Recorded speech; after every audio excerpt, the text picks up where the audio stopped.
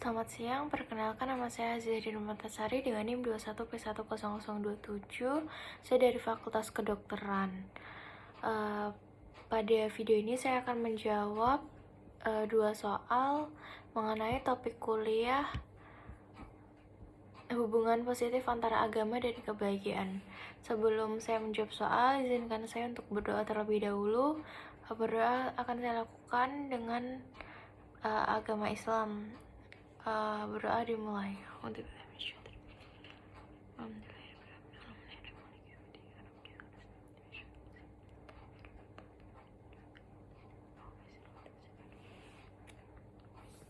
Selesai. Selanjutnya saya akan menjawab soal.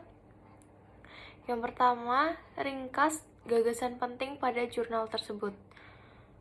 Ringkasan gagasan penting yang saya dapat pada jurnal adalah terdapat hubungan positif antara agama dan kebahagiaan. Lalu terdapat juga faktor-faktor yang menentukan kebahagiaan seperti faktor sosial ekonomi, faktor budaya, dan faktor lingkungan. Lalu selain itu, menurut Visual Dinner pada 2004 menemukan bahwa kebahagiaan juga ditentukan oleh beberapa faktor, yaitu umur, jenis kelamin, etnis, pendidikan, dan kecantikan. Lalu selanjutnya, saya juga menemukan bahwa agama juga menentukan kebahagiaan, tetapi ada beberapa syaratnya.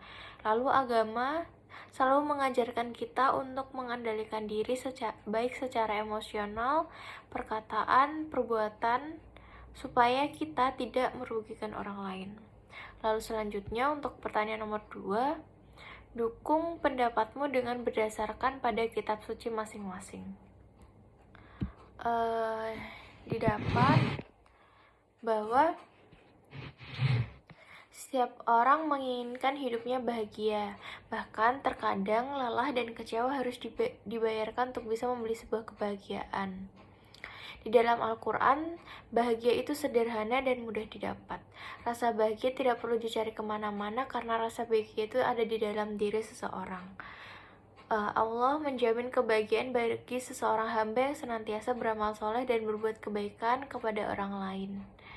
Allah Subhanahu wa Ta'ala berfirman dalam surat Al-Qasas ayat 77 dan di dalam surat An-Nahl ayat 97, yang artinya, dan carilah pada apa yang telah dianugerahkan Allah kepadamu, yaitu kebahagiaan negeri akhirat, dan janganlah kamu melupakan bahagiamu dari kenikmatan duniawi, dan berbuat baiklah kepada orang lain sebagaimana Allah telah berbuat baik kepadamu, dan janganlah kamu berbuat kerusakan di muka bumi, sesungguhnya Allah tidak menyukai orang-orang yang berbuat kerusakan.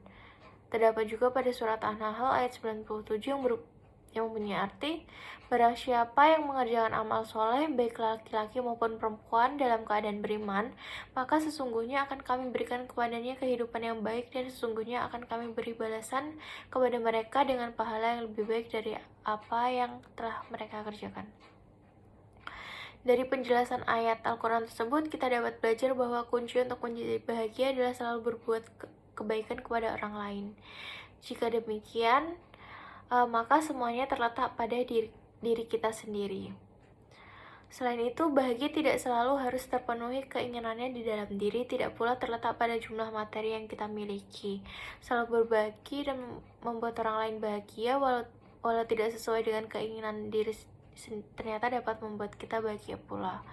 Rasulullah SAW mengajarkan pada kita bahwa kecukupan yang kita miliki tidak dapat menjadi patokan bahwa kita bahagia.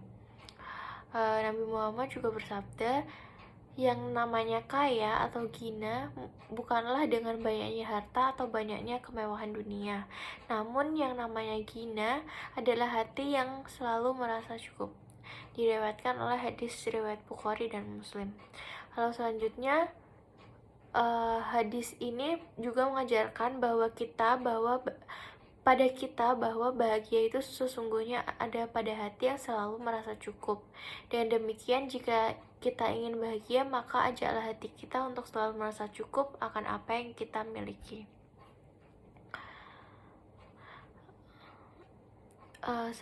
Senantiasa bersyukur dan berserah diri hanya kepada Allah, serta tidak pernah memandang merupakan salah satu cara jitu untuk mengajarkan hati kita agar selalu merasa cukup. Ditambah dengan selalu berpikiran positif dan menerima bahwa semua yang terjadi hanya karena kehendak dan ridho Allah, maka lengkaplah kebahagiaan yang kita miliki.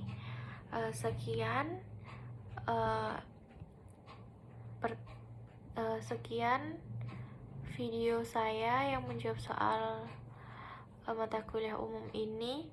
Maaf jika saya terdapat salah kata. Selamat siang, terima kasih.